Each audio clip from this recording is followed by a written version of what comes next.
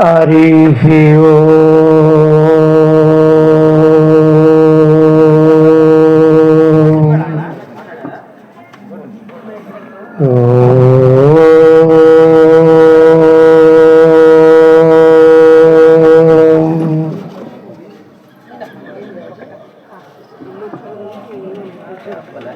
ओम गुरुर्ब्रह्मा गुरुर्विष्णुः गुरुर्देवो महेश्वरः गुरु साक्षात् परब्रह्म तस्मै श्री सद्गुरवे नमः। ओम ध्यानमूलं गुरोर्मूर्ति पूजामूलं गुरोर्पदं मंत्रमूलं गुरुर्वाक्यं मोक्षमूलं गुरोर्कृपया। ओम त्वमेव माता च पिता त्वमेव त्वमेव बन्धुश्च सखा त्वमेव त्वमेव विद्या द्रविणं त्वमेव त्वमेव सर्वं मम देव देवा। ओम ईश्वरो गुरुरात्मेति मूर्तिभेद विभागिने व्योम पर्याप्त देहाय दक्षिणामूर्तये नमः। ओम ब्रह्मानंदं परमसुखदं केवलं ज्ञानमूर्तिं द्वन्द्वातीतं गगनसदृश्यं तत्त्वमस्यादिलक्ष्यम् एकं नित्यं विमलमचलं सर्वदी साक्षीभूतं भावातीतं त्रिगुणरहितं सद्गुरुं तं नमामि। ओम अन्नात् भवन्ति भूतानि पर्जन्यादन्न संभवः यज्ञात् भवति पर्जन्यो यज्ञकर्म समुद्भवः। क्षेत्राधिष्ठान देवता स्वरूपమైనటువంటి శ్రీ శ్రీ గోవిందమాంబ సమేత శ్రీమద్ విరాట్ పోతులూరి బ్రహ్మేంద్ర స్వాముల వారి యొక్క పాద పద్మములకు నమస్కరిస్తూ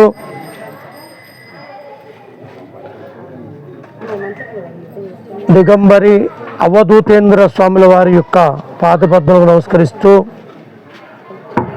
భగవాన్ సుబ్బదాస్ గురు గారి పాద పద్మములకు నమస్కరిస్తూ నాగేంద్ర స్వాముల వారి యొక్క పాద పద్మములకు నమస్కరిస్తూ అదేవిధంగా మన ఎల్లయ్య గురువు గారి యొక్క పాదపద్మలకు నమస్కరిస్తూ అస్మద్ గురు మండలి యొక్క పాదపద్మలకు నమస్కరిస్తూ సద్గురు వెంకట కోటి యోగేంద్రుల వారి యొక్క పాదపద్మలకు నమస్కరిస్తూ సర్వ ఋషిమండలి పాదపద్మలకు నమస్కరిస్తూ సర్వ గురుమండల పాదపద్మలకు నమస్కరిస్తూ ఈ వేదికను అలంకరించినటువంటి మహాత్ములు మహనీయులు అందరికీ కూడా నా హృదయపూర్వకమైనటువంటి నమస్కారాలు తెలియజేసుకుంటున్నాను.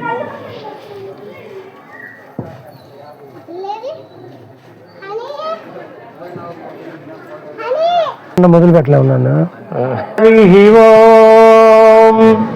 ఓం నారాయణాది నారాయణ నమో నారాయణాయ నమో భగవతే వాసుదేవాయ నమో కాల జ్ఞాన గంధకర్త శ్రీమద్ విరాట్ పోతులూరి వీర బ్రహ్మేంద్ర గురు పరబ్రహ్మణే నమః. హరి ఓం. దివ్యాత్మ స్వరూపులారా,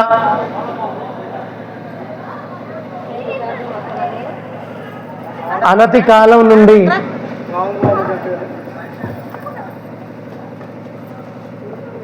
గురువుగారి యొక్క అనుగ్రహంతో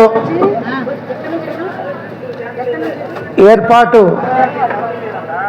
చేసుకున్నటువంటి ఈ చాతుర్మాస దీక్షల యొక్క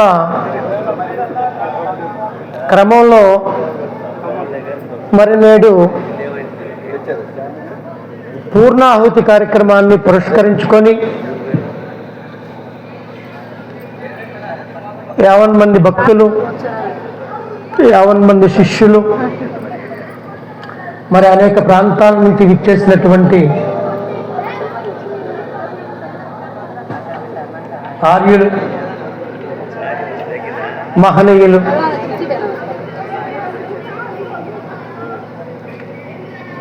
వారి యొక్క అమూల్యమైనటువంటి సందేశాన్ని మనం అందరం కూడా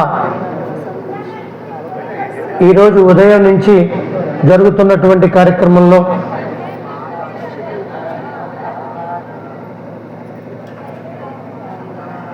అందరం కూడా భాగస్వాములమై మరి ఈ చాతుర్మాస దీక్షకు సంబంధించినటువంటి ఫలాన్ని మనం అందరం కూడా పూర్ణంగా పరిపూర్ణంగా మరి మన ఎల్లయ్య గురువు గారి యొక్క సారథ్యంలో ఎంతో కాలం నుండి మరి మనం అందరం కూడా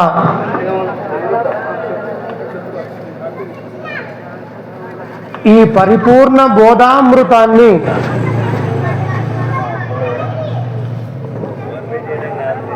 శ్రవణ మనన నిధిధ్యాసలతోటి పరిపూర్ణ బ్రహ్మజ్ఞానాన్ని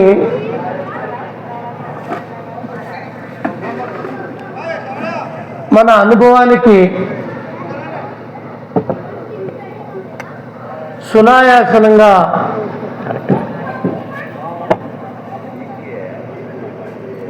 అందుకునేటటువంటి అవకాశం కలిగింది. హరి ఓం.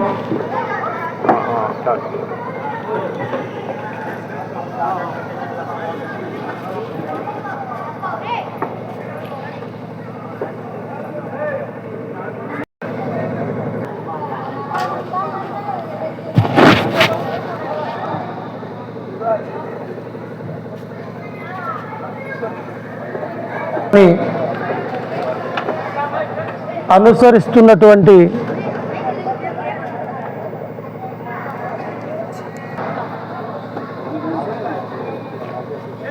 సద్గురుమూర్తుల యొక్క అనుగ్రహం అనేటటువంటిది తప్పకుండా కలిగి జీవించి ఉండగలనే జీవన్ముక్తిని అతి సునాయాసనంగా ఎవరికి వారికి అరిచేతిలో కరతలా మకలమై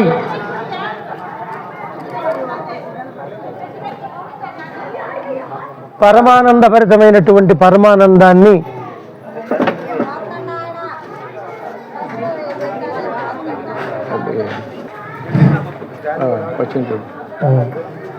హరి ఓం.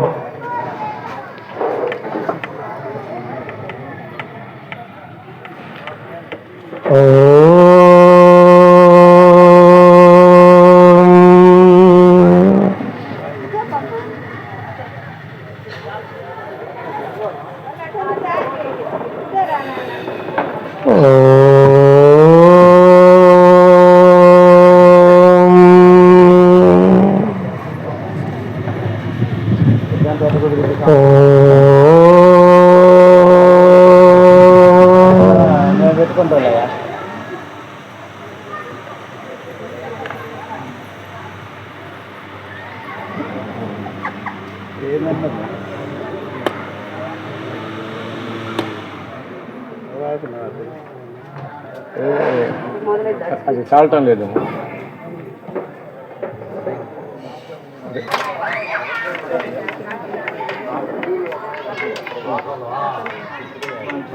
స్వామివారి యొక్క అనుగ్రహంతో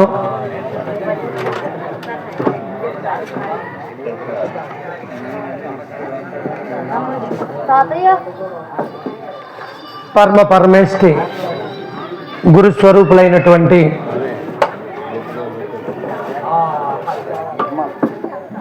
అవధూతేంద్ర స్వాముల వారి యొక్క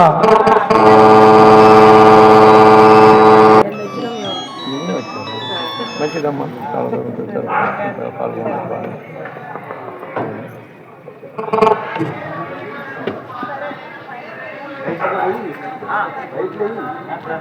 భగవాన్ సుబ్బదాసు గారి యొక్క కార్యాచరణలో సద్గురు నాగేంద్ర స్వామి వారి యొక్క అడుగుజాడలలో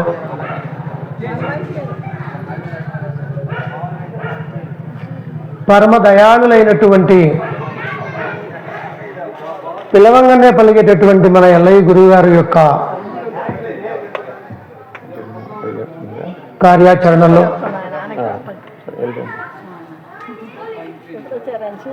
వారి యొక్క అనుగ్రహంతో వీళ్ళందరితోటి కలిసి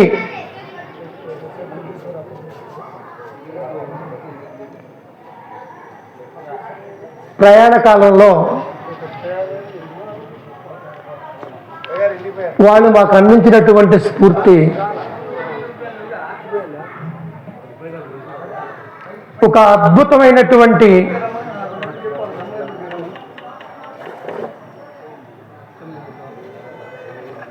పరమ గోప్యమైనటువంటి ఈ మహత్తు యొక్క ఉనికిని ఏ విధంగా మనం దానితో మమేకమై నిరంతర వివేక జ్ఞానంతో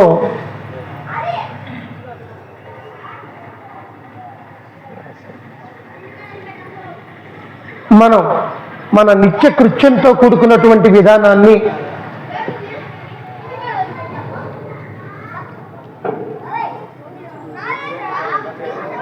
బహిర్గత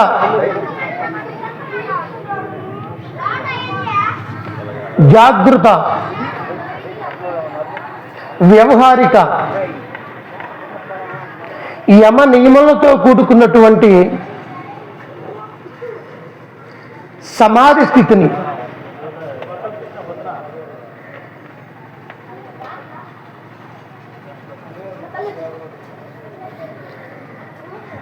ఈ జగత్తులో సర్వజీవకోటి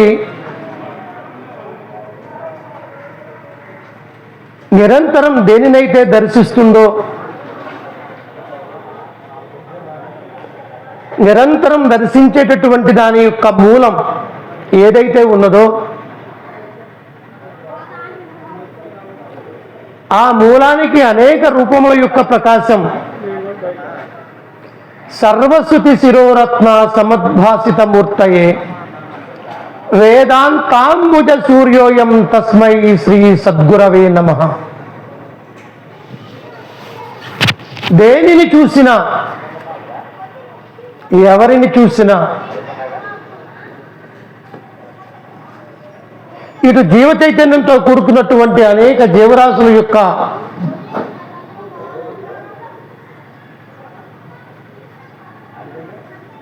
ఎనలేనిది, కనలేనిది, కొనలేనిది అయినటువంటి ఈ మానవ జన్మ అనేక రూపాలతో ప్రకాశిస్తున్నటువంటి మన జన్మల యొక్క స్వభావ గుణం, ఆ గుణం యొక్క స్వరూపాన్ని జాగృతిలో సహజ సమాధి సిద్ధిని పొందాలి అనేటటువంటిది వీళ్ళ యొక్క ధ్యేయం, వాళ్ళ యొక్క తపన. నిరంతరం తపస్సు చేస్తుండేవాళ్ళు. ఎందుకంటే ఏ పూర్వజన్మ పుణ్యఫలమో వీళ్ళ అందరితోటి కలిసి వాళ్ళ యొక్క అడుగుజాడలలో వాళ్ళ యొక్క విధి విధానాలను నిరంతరం మా యందు దృష్టించి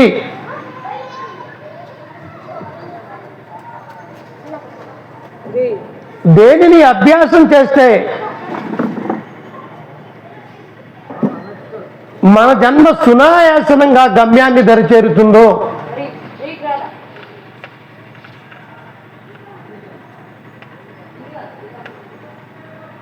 మనం పుట్టినటువంటి ఊరిలో మళ్ళీ పుట్టేటటువంటి పని లేకుండా, మనం ఇంతకు ముందు వెళ్ళినటువంటి ఊరు మళ్ళీ వెళ్ళేటటువంటి పని లేకుండా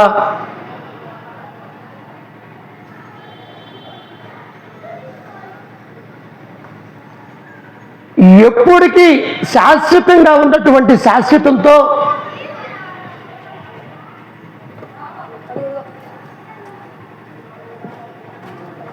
ప్రతి సందర్భం యొక్క వర్తమాన కాల స్వరూపమైనటువంటి ఇది గతానికి భవిష్యత్తుకి ఆధారమై ఉన్నటువంటి ఈ వర్తమానానికి ఏదైతే ఉనికి శాశ్వతమై స్థిరమై సర్వరూపాలకి అనంత శక్తిని అందిస్తూ నిరంతరం అనంతమైనటువంటి సేవ చేస్తున్నటువంటి సద్గురుని యొక్క శక్తిని ఏ విధంగా మనం గ్రహించాలి అనేటటువంటి దాని మీద ఒక నిగూఢమైనటువంటి సాధనని సలిపి ఎంతో మందికి వారి యొక్క విధి విధానాల ద్వారానే గ్రహించేటటువంటి అవకాశాన్ని అనుగ్రహించినటువంటి మహనీయులు.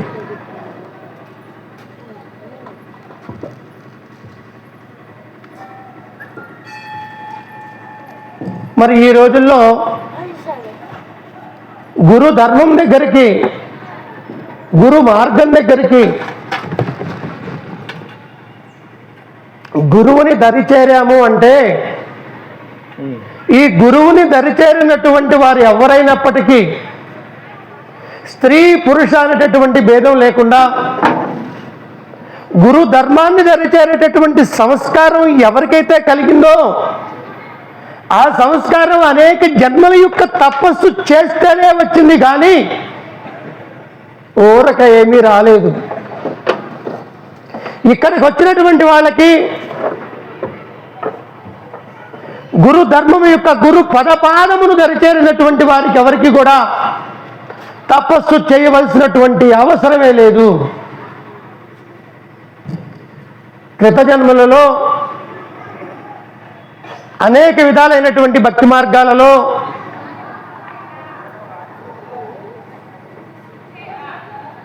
జపమైపోయింది, ధ్యానం అయిపోయింది, తపస్సు కూడా అయిపోయింది. ఇంతటి మాయా ప్రవాహమైనటువంటి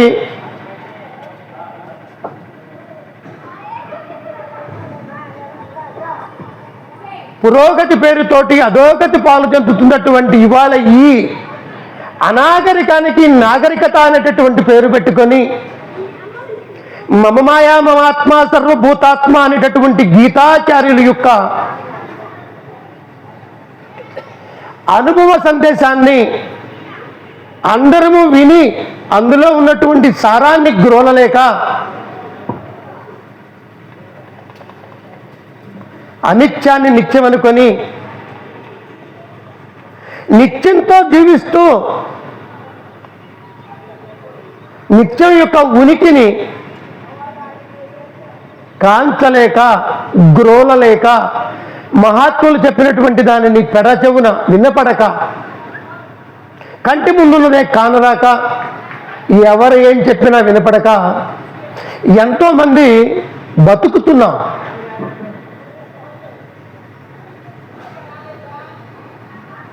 బ్రతకటం అనేటటువంటిది అది ఒక సహజమైనటువంటిది. ఈ జగత్తులో అందరికీ పూర్ణ అధికారం ఉంది, పూర్ణ హక్కులు ఉన్నాయి. ఎందుకంటే మనకున్నటువంటి జన్మలు, మన అందరి జన్మలు ఏ ఒక్కళ్ళ దయాదాక్షిణ్యాల మీద మన జన్మలు మనకి సంప్రాప్తి కాలేదు.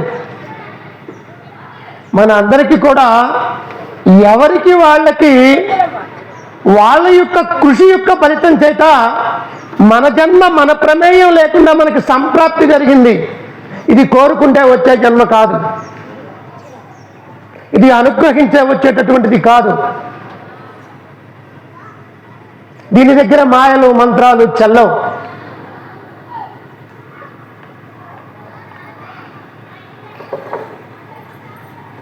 ఈ జగత్తులో అన్నిటికన్నా గొప్ప ఏది అనేటటువంటి కనుక ఆ ప్రశ్న కనుక మనం కనుక వేసుకుంటే ఎవరికి వాళ్ళకి వాళ్ళ జీవితం కన్నా గొప్ప అయినది ఈ జగత్తులో ఏదీ లేదు. ఎవరికి వాళ్ళకి వాళ్ళ జీవితం కన్నా గొప్ప అయినది ఏమీ లేదు అని ఎవరు చెప్పారు? సద్గురు ధర్మం చెప్పింది. ఇదే సద్గురు ధర్మం ఏం చెప్తుందయ్యా అంటే, ఈ జగత్తులో ఈ యొక్క సద్గురు ధర్మాన్ని దరిచేరి ఈ దరిచేరేటటువంటి వాళ్ళల్లో కూడా సాధనా చతుష్టమైనటువంటి బ్రహ్మనిష్ట ఒక మనిషికి ఏనాటికి వర్తించదు. ఇది కదా సత్యం అని చెప్తుంది సద్గురు ధర్మం.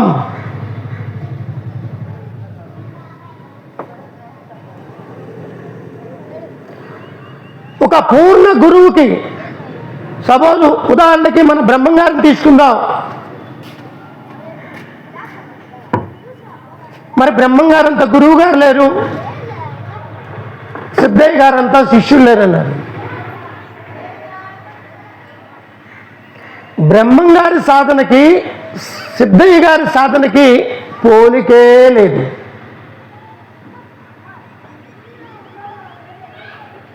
రామకృష్ణ పరమహంస గారికి వివేకానందుల వారికి అసలు సాధన పోలిక లేదు. రామకృష్ణ పరమహంస గురువు గారు పోతాపురి గారికి రామకృష్ణ పరమహంసకి సాధనకి పోలికే లేదు. ఎందుకు ఈ విషయాన్ని చెప్పుకోవాల్సి వస్తుందంటే సభాముఖంగా,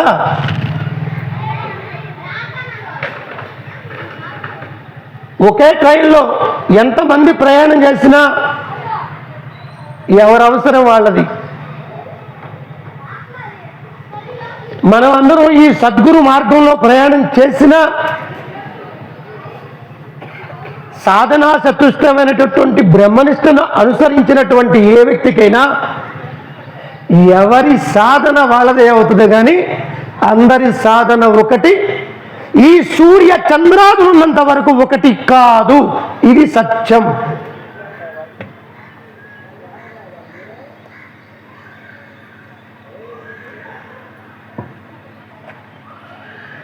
ఇక్కడ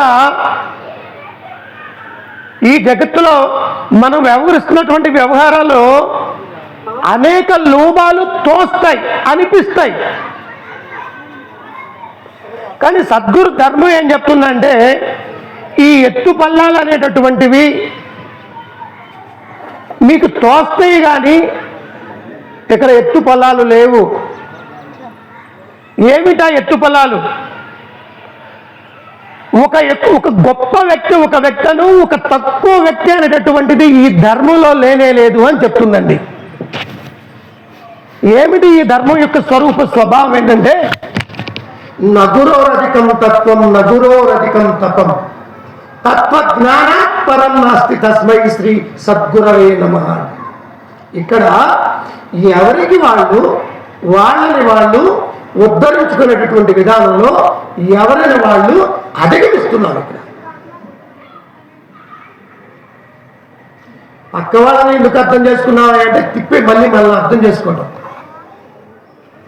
శ్రవణం అనేటటువంటి ఎందుకంటే మనం వినటానికి, నీతి అనేటటువంటి దానికి మనలో ఉన్నటువంటి దానికి మనం విన్నదానికి ఉన్నటువంటి వ్యత్యాసం ఏమిటి అనేటటువంటిది తెలుసుకోవటానికి. ధ్యాస అంటే ఏమిటంటే గురువు గారు ఏమైతే చెప్పాడో దాని యందు మన దృష్టి నిరంతరం సర్వకార్య సర్వావస్థల యందు మన దృష్టిని దాని మీద నిలపటమే ఈ ధ్యాస.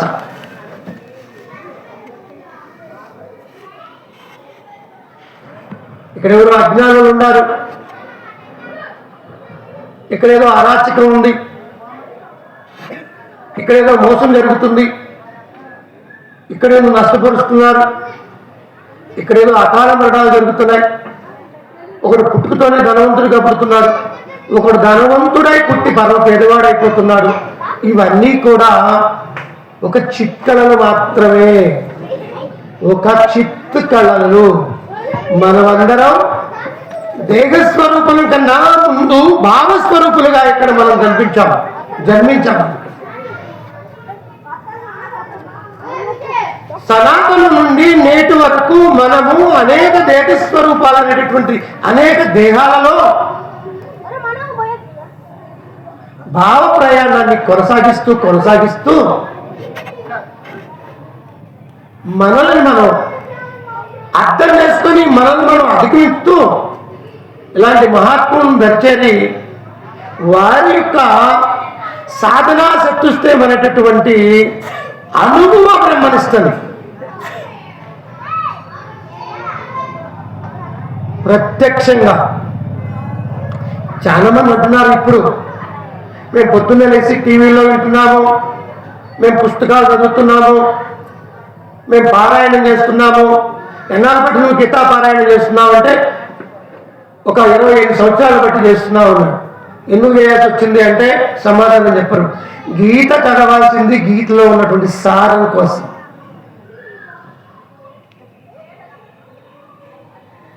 వేదం వేదసారం, సద్గురు ధర్మంలో వేదరహితం అన్నారు. వేదరహితం. సద్గురు ధర్మాన్ని దరిచేరినటువంటి వాళ్ళు పుస్తకాలు పక్కన పెట్టి మస్తకాలు తెరవాల్సిందే.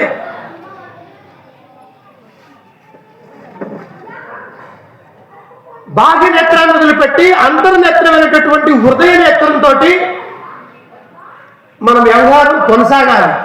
మన విధి విధానం, మన నిత్యకృత్యం ఎలా ఉండాలి అంటే భావపూర్వకంగా ఉండాలి, హృదయపూర్వకంగా ఉండాలి. ఎందుకలా ఉండాలి అంటే మనమందరం కూడా చైతన్య స్వరూపులం, కానీ భావ చైతన్య స్వరూపులం. మనం భావ చైతన్య స్వరూపులం. మరి మన చుట్టూ ఏముంది? భావ చైతన్యం ఉంది. మన చుట్టూ ఒక చేప కనుక చెరువులో కనుక ఉంటే దాని చుట్టూ జలం ఎలాగైతే ఉందో మన అందరి చుట్టూ ఏముంది అంటే మనం భావ చైతన్య స్వరూపులం. మన చుట్టూ భావ చైతన్యం ఉంది. దానికి దీనికి దూరం ఎంత అంటే ఈ దేహం అనేటటువంటి తెర ఒక్కటే. ఈ దేహానికి తెర లేదు, మన మనసు యొక్క స్వరూపమే తెరై కూర్చుంది. కానీ ఇక్కడ గురుధర్మం ఏం చెప్తున్నాయా అంటే నీకు అనిపిస్తుంది కానీ అది నిజం, కానీ ఇది సత్యం, ఇది నిజం కాదు, ఇది మాత్రం జరుగుతున్నది సత్యం. ఈ జరుగుతున్నది సత్యం. మరి మాకు మోక్షం కావాలంటున్నాం, మాకు జీవన్ముక్తి కావాలంటున్నాం, మాకు ఆత్మానుభవం కావాలంటున్నాం, జన్మరాహిత్యం కావాలంటున్నాం, భగవత్ సాక్షాత్కారం కావాలంటున్నాం. అసలు ఇవన్నీ ఎందుకు కావాలో చెప్పు అంటే మా పెద్దవాళ్ళు చెప్తున్నారండి, మేము చదువుకున్న గ్రంథాల్లో అదే ఉంది, మేము ఇప్పటి వరకు వింటున్నాం మా బోధల్లో. జన్మరాహిత్యం కావాలి, లేదంటే ఆత్మ సాక్షాత్కారం కావాలి, లేదంటే మోక్షం కావాలి.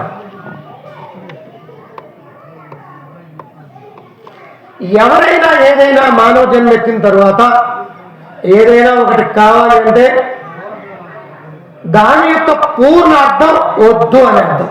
ఎందుకు వద్దని చెప్తున్నావు? పూర్ణార్థం ఎందుకు వద్దని చెప్తుందంటే అవి నీకు అక్కర్లేదు, అవి నీకు అక్కర్లేదు. అక్కర్లేదండి, అసలు అక్కర్లేదే నేను మాట అంటానేంటి?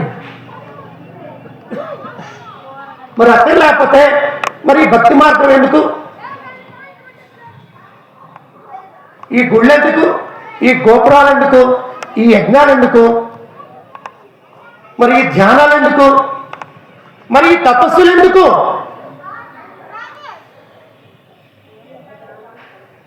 దేనినైతే ఏ వ్యక్తి ఎవరైతే దేనినైతే ఒప్పుకోరో, దేనినైతే అంగీకరించరో, దేనినైతే సహించరో, దేనితో అయితే ఏకీభవించరో, దేనినైతే సమ్మతించరో వీటి కోసం కావాలంటే మోక్షం అంటే, మోక్షానికి మన ఉపనిషత్తులు ఏం చెప్పినాయి? మన ఉపనిషత్తులు మొత్తం ఏం చెప్పినాయి? ఈ ఉపమ అనేటటువంటి ఉనికిని గురించి చెప్పిన ఉపనిషత్తులు. ఈ ఉపమ ఏమిటి? ఉపమ అంటే ఎప్పుడు ఉన్నది. ఇది ఒకప్పుడు ఉండి ఒకప్పుడు లేనిది కాదు, ఎప్పుడు ఉన్నది. ఈ ఉన్నటువంటి దాని యొక్క ఉనికిని తెలియజెప్పిన ఉపనిషత్తులు. వేదం ఎప్పుడు సత్యాన్ని చెప్పింది, కథలు చెప్పలా, పురాణాలు చెప్పలా. మనకున్నటువంటి రామాయణం ఒక కావ్యం. మనకున్నటువంటి రామాయణం ఒక కావ్యం. వేద ధర్మాన్ని అనుసరించినటువంటి వారి యొక్క జీవిత చరిత్ర రామాయణం. రామాయణం అనేటటువంటిది ఈ జగత్తులో ప్రతి వ్యక్తి అనుసరించాల్సినటువంటి విధానాన్ని అనుసరించేటటువంటి విధానాన్ని వ్యక్తపరిచినటువంటి కావ్యం. కానీ వేదం ఏం చెప్పింది? సత్యాన్ని చెప్పింది. ఉపనిషత్తులు ఏం చెప్పింది? ఈ ఉనికిని గురించి చెప్పింది. భారతం ఏం చెప్పింది? ఇలా ఉండకూడదు, ఇలా ఉండాలని చెప్పింది. భగవద్గీత ఏం చెప్పింది? అయ్యా భగవద్గీత ఏం చెప్పిందయ్యా అంటే, ఏమయ్యా నువ్వు కొనుక్కొని నడవచ్చు కదా, వంగి నడవచ్చు కదా, బాలుపడి పాకొచ్చు కదా, చాపలాగా ఏదొచ్చు కదా, లేక పొల్లు దండాలు పెట్టి పొలవచ్చు కదా, ఎందుకు నుంచో నడుస్తావంటే నువ్వు గీతవు కాబట్టి. నువ్వు గీతవే. భగవద్గీత దాని యొక్క స్వరూపం ఏమైతే వ్యక్తపరుస్తుందంటే, నేను కాదు గీతని, నువ్వు గీతవి. నేను జడగీత స్వరూపాన్ని. ఒక రాయిని తీసుకొచ్చి శిల్పంగా చెక్కి ఒక గుళ్ళో పెట్టుకొని ఎట్లాగైతే నమస్కారం పెట్టుకుంటున్నావో, అక్షర పరబ్రహ్మ స్వరూపమైనటువంటి జడ చైతన్యం ఈ పుస్తకంలో నిక్షిప్తమై ఉంది. దాని యొక్క స్వభావ స్వగుణ రహస్యాన్ని అనుభవపూర్వకంగా నీ మస్తకంలోకి తీసుకొని కనుక చూసుకుంటే మనమే భగవద్గీత.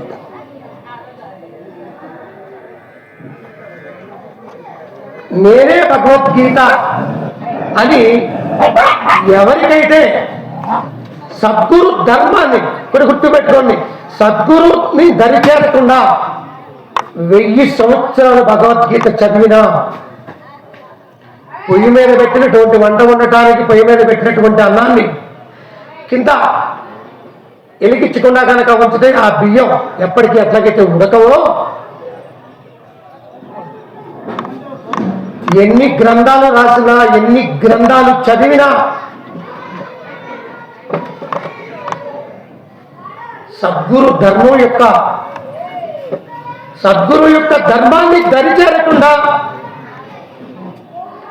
కల్ప వృక్షం అనేటటువంటి సద్గురుని దరి చేరకుండా, సద్గురుని యొక్క అనుగ్రహం లేకుండా ఈ యొక్క ఆత్మానుభవం ఎట్టి పరిస్థితుల్లో కలగదు. ఏమిటి ఆత్మానుభవం అంటే సత్య దర్శనం కాదు. మనకు దైవ దర్శనం కావడానికి దైవ దర్శనంతో మన పని అయిపోయింది అనుకోమాకండి. దైవాన్ని ప్రత్యేకంగా చూడవలసినటువంటి అవసరం మన జన్మల్లో ఈ ఒక్కడికి అక్కర్లేదు. చైతన్యం శాశ్వతం శాంతో హోమాతీతో నిరంజనం నాదు బిందు కళాతీతం సద్గురు తస్మై శ్రీ గురువే గురవే నమః. అరే బాబు, నువ్వు ఏదైతే నాకు తెలియదు అంటున్నావో నువ్వు దాంతో ఉన్నావు, ఏదైతే నేను తెలుసుకోవాలనుకుంటున్నావో దాంతోనే ఉన్నావు, ఏదైతే నేను దర్శించాలనుకున్నావో నువ్వు దర్శిస్తూనే ఉన్నావు, ఏదైతే నాకు తెలియదు అనుకున్నావో అది నీకు తెలియబడి ఉంది.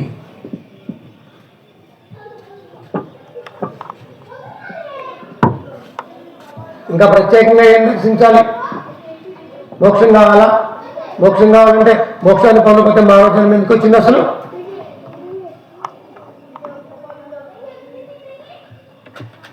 మోక్షాన్ని పొందకపోతే అసలు మనకి మానవ జన్మ ఎలా వచ్చింది?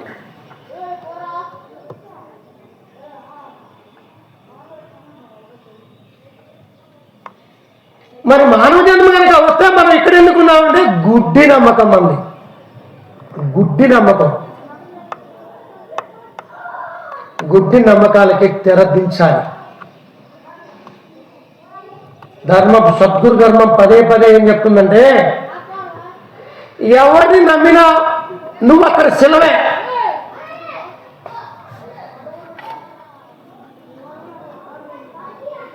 నమ్మాల్సింది దేన్నో తెలుసా?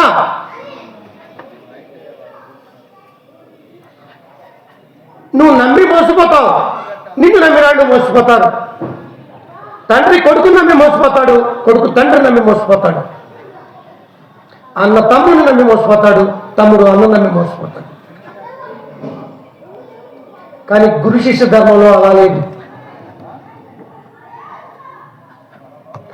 నమ్మకం అనేటటువంటిది మన ప్రమేయం లేకుండా,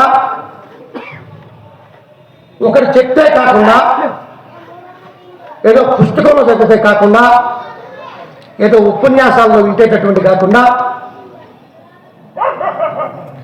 నీ మనుగడలో నుంచి నీకు నమ్మకం పుడుతుంది. ఎవరికి వాళ్ళకి తన పైన తనకి నమ్మకం ఉండాలి.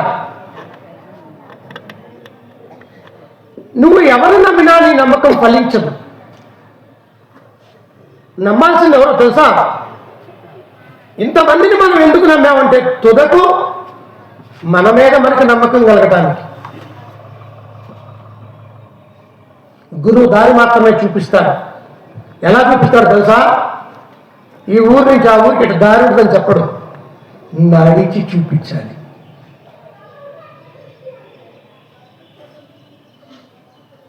ఇప్పుడు మన గూగుల్లో కొట్టుకుంటే అన్నీ చూపిస్తాయి, ఎక్కడ ఏముందని. ఇది అలా కాదు. ముఖే ముఖే సరస్వతి. ఇది ప్రత్యక్షం అయి ఉండాలా, సమక్షం అయి ఉండాలా? మనం చూడకుండానే చూసేదై ఉండాలా, మనం వినకుండానే వినేదై ఉండాలా, మనం తెలుసుకోకుండానే తెలిసేదై ఉండాలా. అక్కడ పుట్టాల మన మీద మనకి నమ్మకం. ఆ నమ్మకంతోనే సాధన కుదురుతుంది.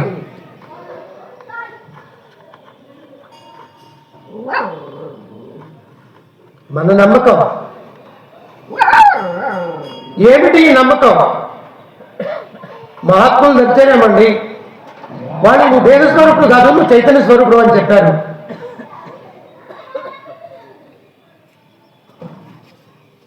ఏం సాధన చేస్తావు అని అడిగింది. నేను ధ్యానం చేస్తాను. ధ్యానం చేస్తే ఏం కావాల్సి ధ్యానం చేసావో చెప్తాను. నేను జపం చేశానండి, ఏం కావాల్సి చెప్పావో చెప్పు. నేను బ్రహ్మంగారు అంతటి వాడిని కావాలి. బ్రహ్మంగారు నా అంతటి వాడిని కమ్మని ఒక్కడికి కూడా చెప్పలేదు. ఈ సంగతి తెలుసుకోవాలి. సద్గురు ధర్మం ఏం చెప్పండి తెలుసా? మీరు నాలాగా సాధన చతుష్టయం చేసి నేను సమాధి నిష్ఠాగరిస్తున్నాయి నేనున్నాను, మీరందరూ కూడా సమాధి కండి అని కాలజ్ఞానంలో ఎక్కడా ఉండలేదు.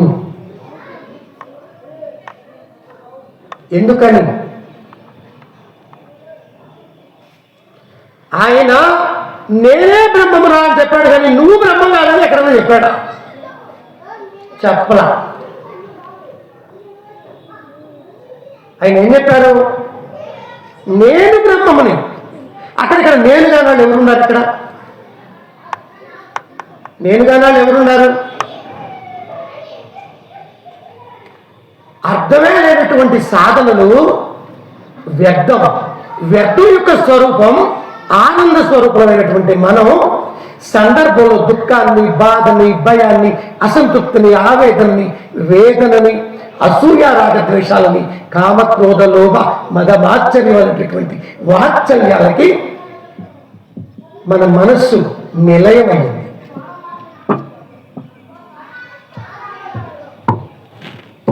మరి ఇవన్నీ తప్పులా అన్నాడు. ఒక్కటి కూడా తప్పులేదు. ఎందుకని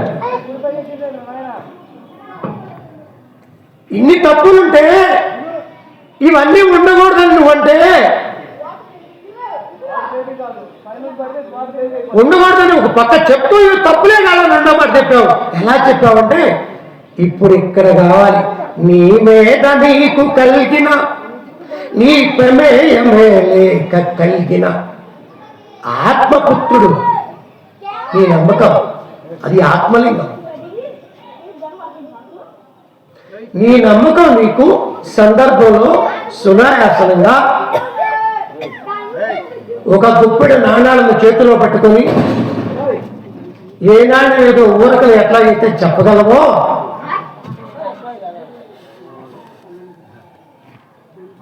దేహ సంబంధమైనటువంటి ఒక బాధ్యతతో కూడుకొని ఒక వ్యవహారికమైనటువంటి ఒక విధానాన్ని అనుసరించేటప్పుడు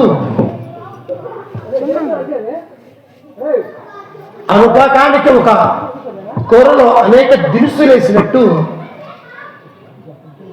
ఇవన్నీ కూడా సందర్భానికి ఆ సందర్భానికి అవసరం, మరు సందర్భానికి అనవసరం.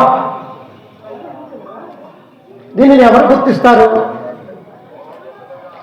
హింస చేసుకొని హంసలైతే, హింస చేసుకొని హంసలు కనుక అయితే వాళ్ళు సునాయాసనంగా గుర్తిస్తారు. ఏమని గుర్తిస్తారండి? ఏదైతే నీకు అనవసరమని తోచుద్దో దాని యందు నీ దృష్టి లేకుండా ఉంటాం.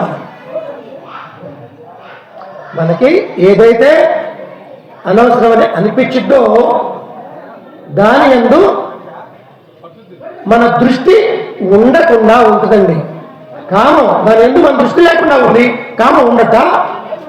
క్రోధం ఉంది, దాని యందు మన దృష్టి లేదు, క్రోధం ఉండట. లోభత్వం ఉంది, దాని మీద మన దృష్టి లేదు, లోభం ఉందా? బాల్యం ఉంది, దాని మీద మన దృష్టి లేదు, అది బాల్యం అవుతుందా? వృద్ధాప్యం మీద మనం దృష్టి పెట్టామా? దేని యందు దృష్టి పెట్టాలో దాని యందు కనుక దృష్టి పెడితే ఇవి లేవు. ఏమి లేవు, జనన మరణాలు లేవు. అక్కడ ఏమవుతుంది? జన్మరాహిత్యం. జన్మరాహిత్యం అంటే దేవలోకంలోకి వెళ్ళి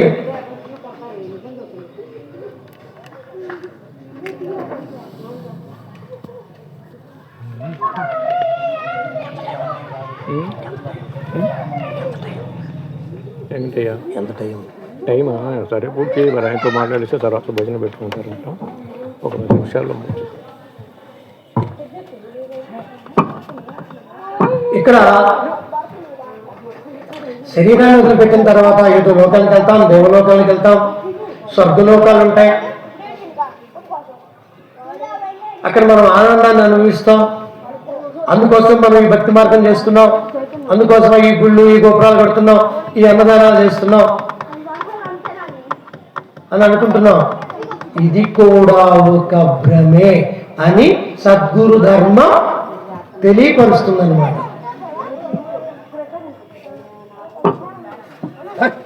స్థావరం జంగమం వ్యాప్తం యత్కించిత్తు సచరాచరం.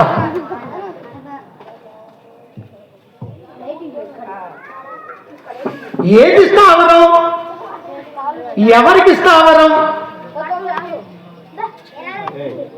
అంటే నీకు నువ్వే జంగమం.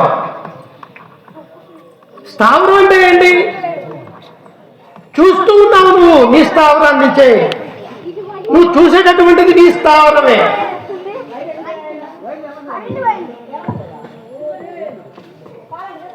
నువ్వేమైతే చూస్తున్నావో అదే, నువ్వేమైతే ఉన్నావో అదే. అన్ని లోకాలకి ఇప్పుడు ఇక్కడ అన్ని లోకాలకి ఈ లోకం అవలోకం. అన్ని లోకాలు ఈ లోకంలోనే సంచరిస్తున్నాయి. అన్ని లోకాలు ఇక్కడే ఉన్నాయి. శరీరాన్ని వదిలిపెట్టిన తర్వాత మనం ఇంకొక లోకంకి వెళ్తాం. ఆ సంగతి ఎప్పుడు దాకంటే శరీరం వదిలిపెట్టిన దాకనే. ఆ తర్వాత నువ్వు ఎక్కడికి వెళ్ళావు తెలుసా? నిన్నటిని ఈ రోజుకి చూపించగలిగినటువంటి వాడు నేటికి ఈ జగత్తులో ఒక్కడైనా లేడు. ముందుగా రేపటిని ఇప్పుడు చూపించగలిగిన వాడు అంతకన్నా లేడు.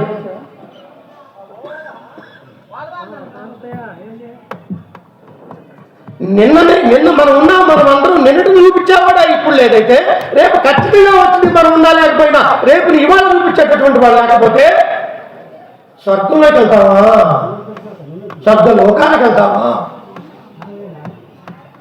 అక్కడ పూజించబడతావా? పూజించడం అంటే తెలుసా అండి? మనల్ని మనం అపార్థం చేసుకోకుండా ఉంటాం. ముందు మనల్ని మనం అపార్థం చేసుకోకుండా కనుకుంటే పక్క వాళ్ళని అపార్థం చేసుకోకూడదన్న సంగతి మనకు అర్థమయ్యింది. దాన్ని పూజించడం అంటారు. ఒక 100 లారీలు, ఒక 1000 లారీలు పెట్టి పూజ చేసి ఒక 10 కొబ్బరికాయలు కొడితే ఇది పూజ అంటే నువ్వు అనుకున్నావు కాబట్టి అది అంతే. ఇది కాదనుకున్న వాడికి ఇది వ్యర్థ పదార్థం. మరి అసలైందో పరమ పదార్థం. పరమ పదార్థం అనేటటువంటిది పరమ పావనులైనటువంటి ప్రతి ఒక్కళ్ళ యొక్క హృదయంలో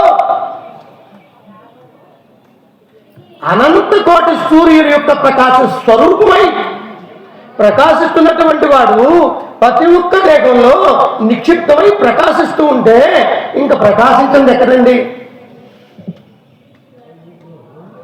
కావాలి అన్నదానికి పర్యాయ పదం వద్దు అనే. మోక్షం కూడా కావాలి అన్నాం. ఆ అవగాహన వచ్చేంత వరకు, ఆ తర్వాత మనకి ఇది అక్కర్లేంది కదా అని అర్థమయ్యేంత వరకు మోక్షం. ఇప్పుడు కావాల్సిందేంటి? విముక్తి. దేని నుంచి? భేదభావం నుంచి, అపోహల నుంచి, ఆశాపాశ నిరాశల నుంచి మనకి విముక్తి కావాలి.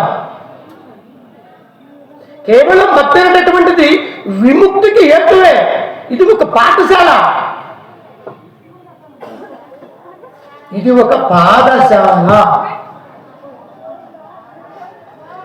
ఇది పాఠశాల అనేటటువంటిది మహాత్ములు తెలుసు. ఇది పాఠశాల అనేది మనం అనుకుంటున్నాం. ఇది పాఠశాల కాదు, ఇది పాఠశాల అనేటటువంటి మన అనుభవానికి కనుక వస్తే విముక్తికి హేతు అయినట్టు. మనం స్వర్గలోకంలో ఏం చేస్తామండి?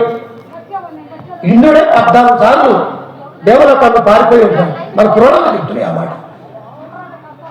మన పురాణాలు, మన భారత భాగవతంలో అనేక సార్లు ఇంద్రుడు అంతటి వాడే పారిపోయాడు. ఎందుకు చెప్పారు ఆ మాట? ఇంద్రుడు అనగా ఎవరు? చంద్రుడిని సునాయాసంగా గ్రహించగలిగిన ఏ ఒక్కడైనా ఇంద్రుడే. ఎవరా చంద్రుడు? ఆకాశంలో ప్రకాశిస్తున్నటువంటి చంద్రుడు ప్రతి ఒక్క తల్లి చిన్న పిల్లవాడికి మామగానే పరిచయం చేస్తుంది. కానీ ఇంతవరకు ఆ చంద్రబాబు ఇంతవరకు దిగి రాలా. అర్థం లేనటువంటి సాధనలు కలియుగ ధర్మంలో అనేకమైన పుట్టుకొస్తాయి. భక్తి మార్గం ఈ రోజుల్లో భక్తి మార్గం అయింది. ఇక్కడ బ్రతకటం వేరు, జీవించటం వేరు.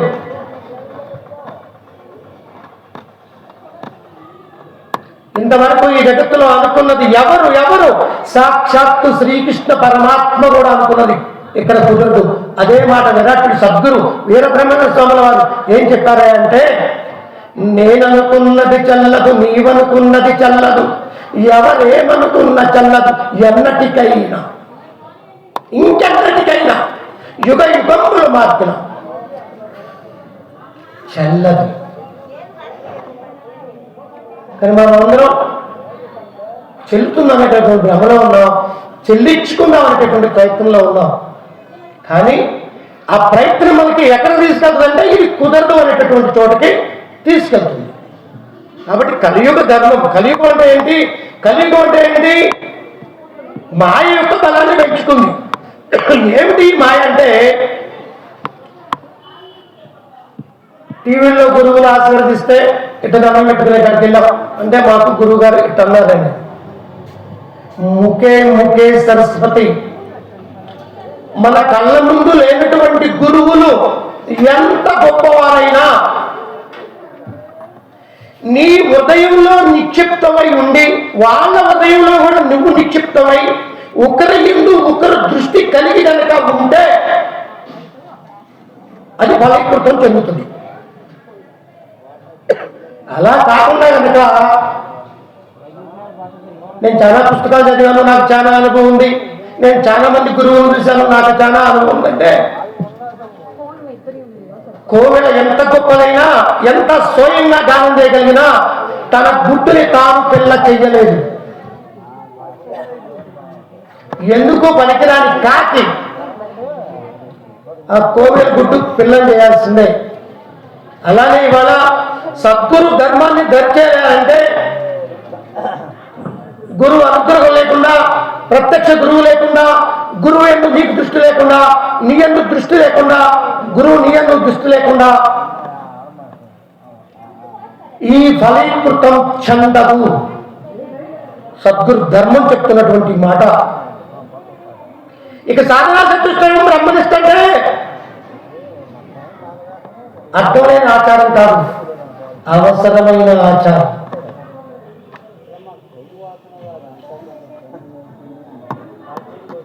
సందర్భ ధర్మాన్ని తీసుకోవాలి కానీ పురాణాల్లోకి వెళ్ళి అప్పుడు ధర్మం అట్ట చెప్పింది, అప్పుడు అట్ట చెప్పింది, అట్టప్పుడు చెప్పింది. కానీ ఎప్పటికీ ధర్మము ఏ వ్యక్తికి ఆ వ్యక్తికి వర్తించేటటువంటి ధర్మం కానీ అందరూ సామూహిక ధర్మం అనేటటువంటిది బాహ్యంగా పనికిరాదు, అంతరంగా మాత్రమే పనికొచ్చింది అనేటటువంటి విషయాన్ని అనుభవపూర్వకంగా తీసుకోవాలి. మనం ఎంత ఎంత ఎంత ఎన్ని సాధనలు చేసినా చివరికి ఎంతమంది దేవుడిని మొక్కినా మన దైవం మొత్తం మన భక్తి యొక్క మార్గం తీసుకెళ్లి ధర్మం దగ్గర తీసుకెళ్ళి వదిలిపెట్టింది. ధర్మం ఏం చేస్తుంది అంటే గురువు పాదాల దగ్గర తీసుకెళ్ళి వదిలిపెట్టి. ధర్మం కలిగిన వాళ్ళు ఎవరు ఉన్నారంటే ఈ లోకంలో ఇంతవరకు ధర్మం కలిగిన వాళ్ళు ఒక్కళ్ళ కూడా లేదు. అంధుడికి ధర్మం తెలుసు, బాల్యంలో ఉన్నవాడికి ధర్మం తెలుసు, బాధ్య స్పృహ కలిగిన ప్రతి ఒక్కరికి ధర్మం తెలుసు. ధర్మం తెలియనటువంటి వాళ్ళు ఎవరు లేరు. ధర్మాన్ని ఆచరిద్దామని నిరంతరం అనంత జీవకోటి నిరంతరం తప జప ధ్యానాలు చేస్తూనే ఉంది. ఈ ప్రపంచంలో ఇంతవరకు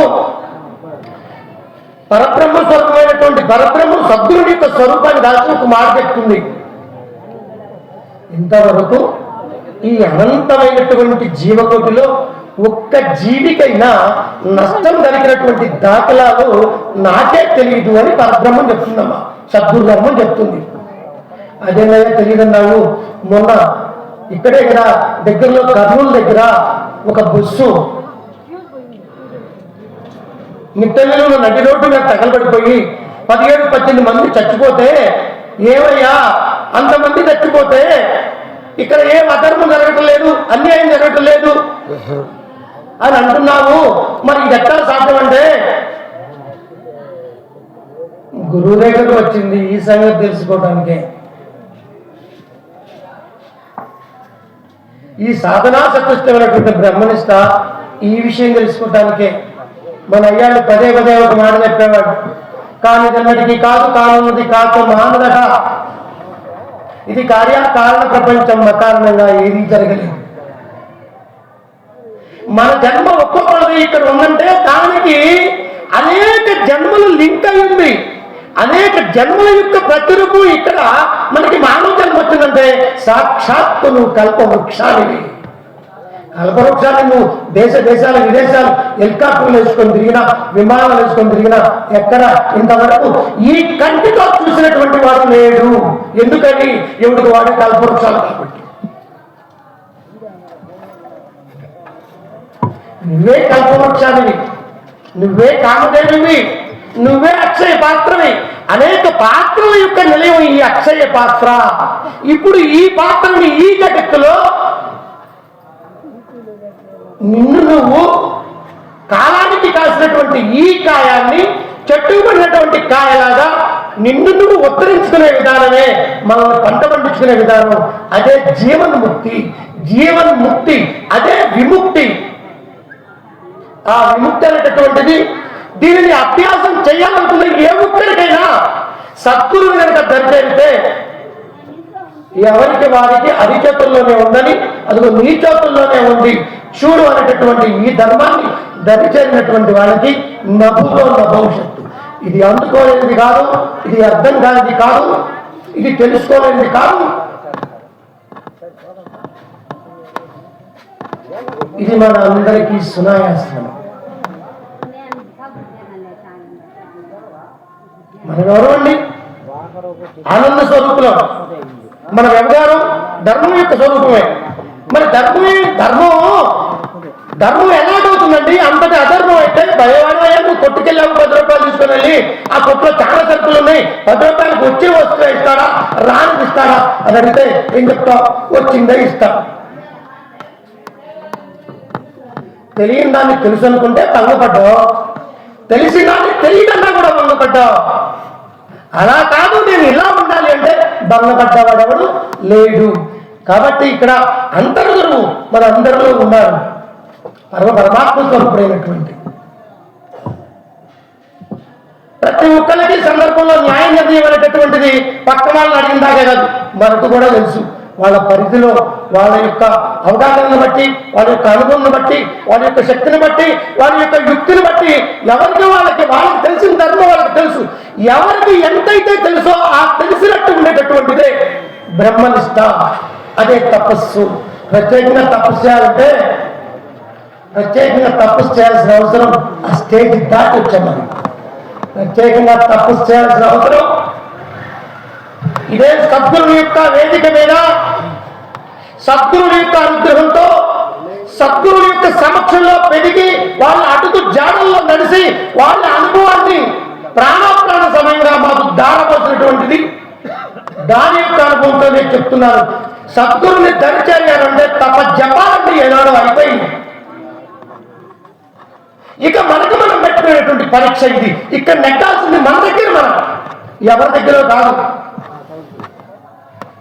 నటించటం మానుకొని జీవించేటటువంటి జీవతత్వం అనేటటువంటిది అనంతతత్వంతో మమేకమై ప్రకాశిస్తూ ఉంటుందనేటటువంటిది మా అయ్యలు సద్గురు మూర్తులు వెంట దంట పెట్టుకొని వాళ్ళ ఆయుష్ని మొత్తం దారపోసి, గురువే సేవకుడు, శిష్యుడు కాదు సేవకుడు, జ్ఞాని అజ్ఞానికి సేవకుడు, బలవంతుడు బలహీనుడికి సేవకుడు, అందుడికి కంటున్నటువంటి వాడు సేవకుడురా.